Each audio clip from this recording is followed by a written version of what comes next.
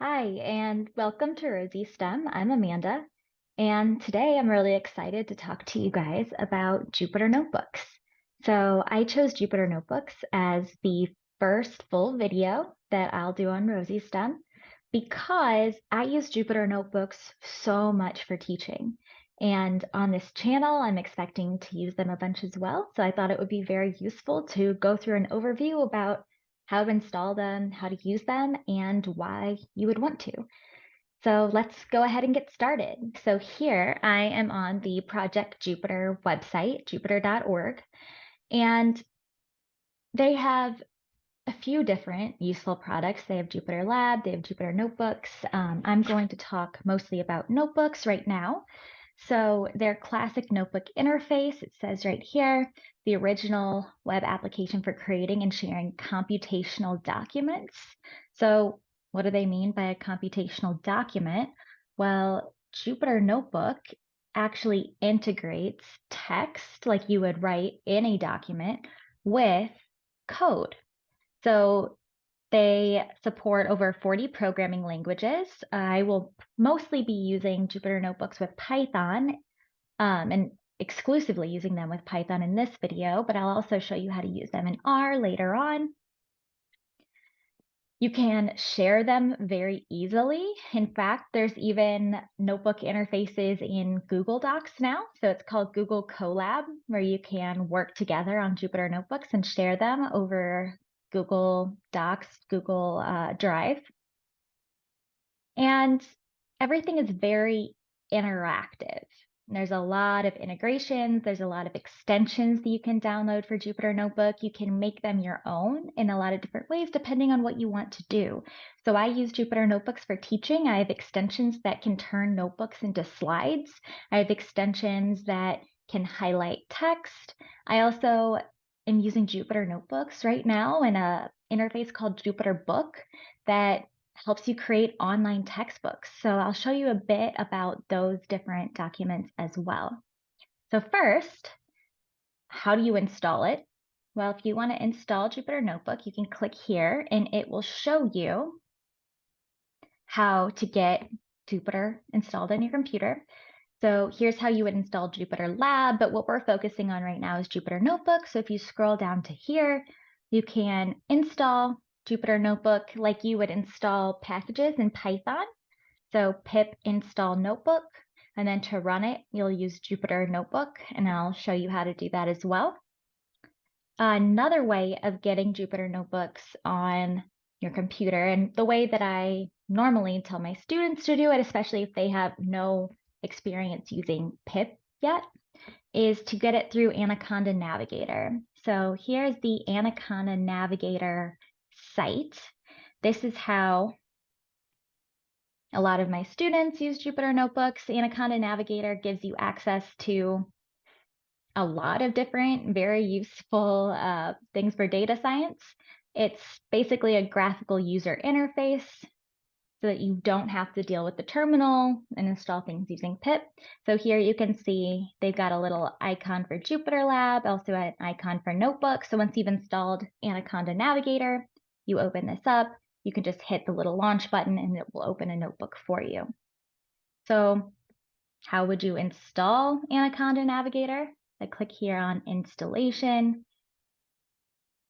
You can do it on the command line if you're interested in that. But what I normally have my students do is click right here, Anaconda distribution, and it'll show ways of downloading for your different operating systems. So I'll click on installing on Mac OS.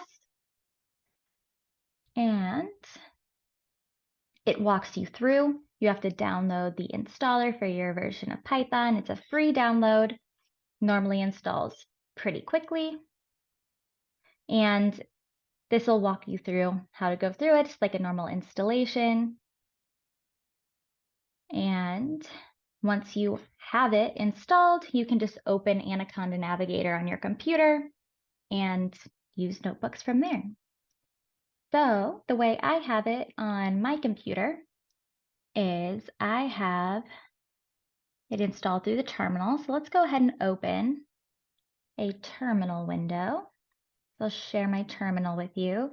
Now, this one is obviously already running something. It's actually already running a Jupyter Notebook, which I'll show you later. So here, if I go to New Window with Profile Basic, I can right here run, just type Jupyter Notebook, hit Enter, and it redirects me to Jupyter Notebook. Okay, so it's going to go ahead and pull up a new window. So I'll go ahead and share that new window with you. Here we go. So this is what it will redirect you to, where it says Jupyter up here.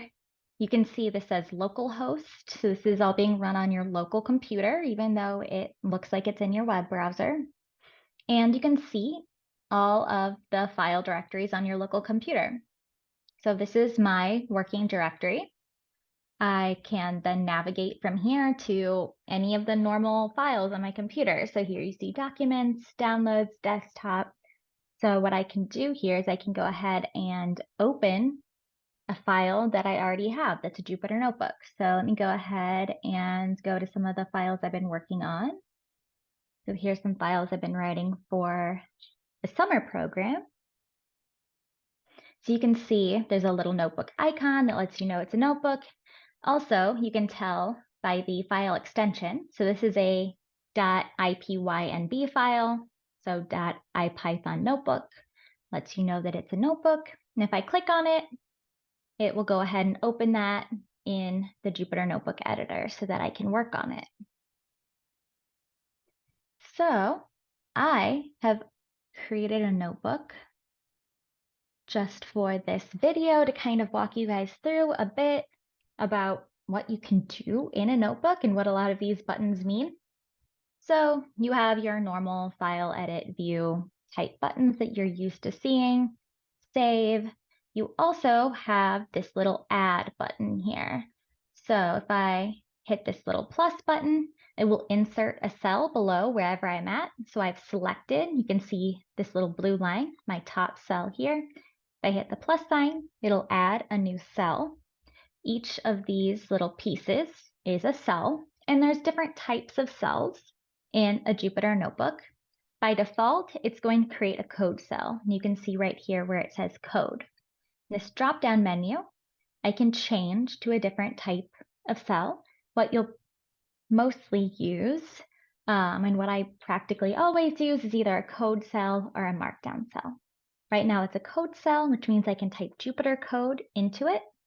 I can change to a markdown cell if I want to type text into it. If I want to delete this cell, I can hit the little scissors and it will get rid of it. I can also copy and paste cells, move them up and down so I can change their ordering. So let me go ahead and get rid of this cell. This right here is already a markdown cell. You can see that I've typed some text into it.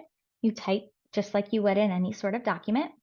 And when I run it, I can hit run here with this little play button, or a shortcut on your computer is to hit shift return or shift enter. It will run it. And what it does is it just renders that text so that it looks like text on a PDF document, right? So you can type in the Markdown language here. And if you don't know much about Markdown, I'll tell you a little bit about some of the things you can do with it, but there's a lot of functionality in Markdown. Jupyter Notebooks also allows for you to use some HTML here as well. That's actually how, if you look at my other notebook, I have this image in here. So if I click on this cell, you can see I have this little image tag. This is HTML. You don't need to know HTML to work with Jupyter Notebooks, but if you do know HTML, you can do some pretty cool things. So here is some basic Markdown. This is another Markdown cell where I've showed some ways that you can do different things with text within Markdown. So this is just basic text that you would type. If I put these double asterisks around it, it becomes bold text. Single asterisks would give italic text. You can also do unordered lists. So this would be like a bulleted list. or an ordered list with numbers. When I run this cell, you can see how it all ends up looking. So we've got normal text, bold text, italics. Here's my bulleted list. Here's my numbered list. Those are some really useful things that you might want to use within your Jupyter notebooks. Another thing is to use headers. So maybe you want sections in your notebook. Here, I've got H1, H2, and H3 headers. This terminology will be familiar to you if you're familiar with HTML. I think there's 6 different types of or sizes of headers that you can use in Jupyter Notebooks Markdown. Basically, what this means is an H1 header would be bigger. H2 is like a subheader for your H1 header. H3 is like your sub header. And as you type them here, you'll see that the size is already different before I've even run the cell. You make these headers using these hashtags. More hashtags means a more smaller indented like subheader. When I run it, you can see how they end up turning up. So some of this is numbered. That happens by default, depending on what extensions that you have installed. I have an extension that creates a table of contents, so it goes ahead and numbers these for me already. Yours may not. There's different ways of you personalizing how you like to have these things in your notebooks. So that is about markdown cells. Markdown cells allow you to put text around your code to either explain what you're about to do, explain what you have done, give some sort of context, right? Then there are code cells. So this right here is a code cell. I have written that in a comment here. So if you're familiar at all with Python, a comment in Python uses this little hashtag, the number sign, pound sign, whatever you like to call it. So this won't actually run anything when I run it. You can see there's no output because it's a comment. It skips right over it. Code cells can show output directly in this notebook when they run. So I've written this little explanation here in Markdown, and then I have a code cell right after it that shows what I'm talking about. So here in Python, and in most programming languages, you can just use the plus sign for adding. So here we're just going to add 3 plus 4. And when I run it, it will give me this output of 7. So you can see a couple things going on here. One is this in. So this stands for input. So the input to Python was 3 plus 4. And then this out, which is my output, which here is 7. You can also see numbers in here. So this says 9, this says 10. I've actually run some things in here previously. So what this is telling me is this is the 9th thing that I've run. This is the 10th thing that I've run. Sometimes there's actually a little asterisk in here instead of a number. So I'll show you what that means. So here's something that's going to take a little while to run. If you don't know what this does, that's totally fine. I will do a video later on for loops, but this is just to illustrate the input and output in Jupyter Notebooks. So when I run this, you see this little asterisk. It means that this is either running or is queued to run next after something. So you can see that this is still running. You might run into a situation where you accidentally set something to run for a very long time and you're kind of stuck. What you can do in a Jupyter Notebook is you go up to kernel and hit interrupt, and that will stop whatever is running. So you're interrupting the running process. The kernel is your Python session, so whatever session you're running this in. So you're interrupting the running session. And you can see here, it gives me a little warning message. It says keyboard interrupt, just letting me know, hey, this didn't run because there was a keyboard interrupt. Now that I stopped it from running, it says that this was the 11th input that I tried to run. So this is a bit of what you can do with a notebook. Like I said, there's a lot of functionality here. So I showed you one of the notebooks that I have made for something I'm working on. This is something that I can actually turn into a slideshow. So I've got an extension on here that allows me to create slides, and it shows you a little bit of why these things might be useful. So here I can have some text saying I'm going to look more closely at the data, then do that looking closely at the data. Then I can integrate images and have everything in one document instead of flipping back and forth between having a PowerPoint presentation, showing some code, drawing on the board, all of that. I can have things in one document together.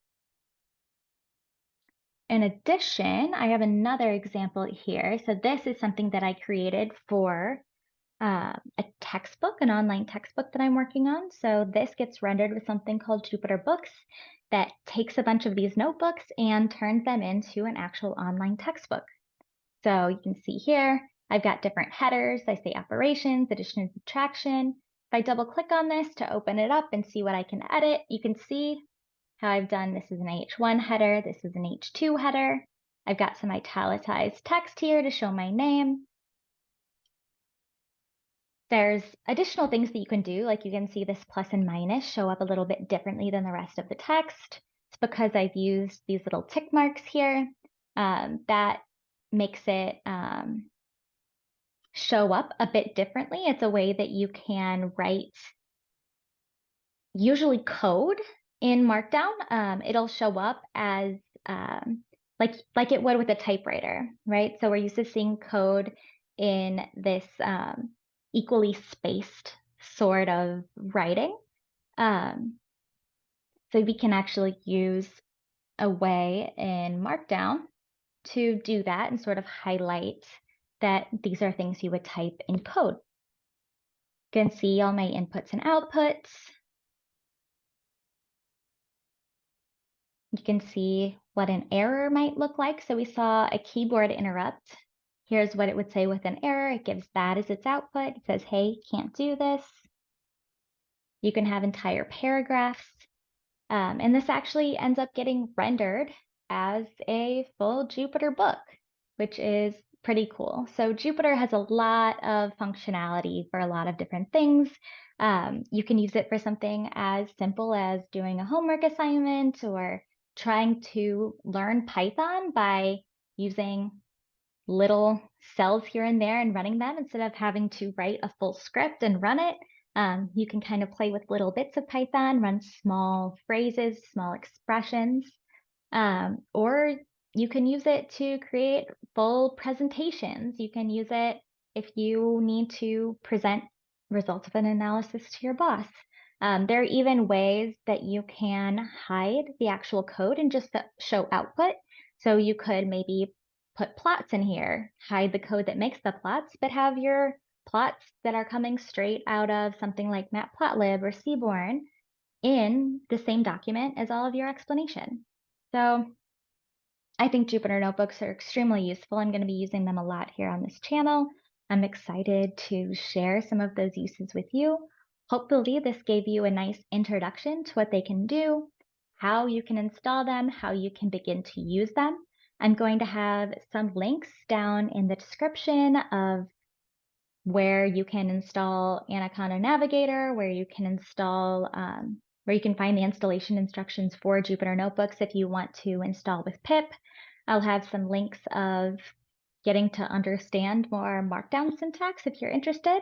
So I hope that you take some time to dig in and play with Jupyter Notebooks before I see you next time. Thank you so much for watching. If you enjoy this video, please take some time to explore other content on my channel. Hit subscribe, click that notification button, and I will see you next time.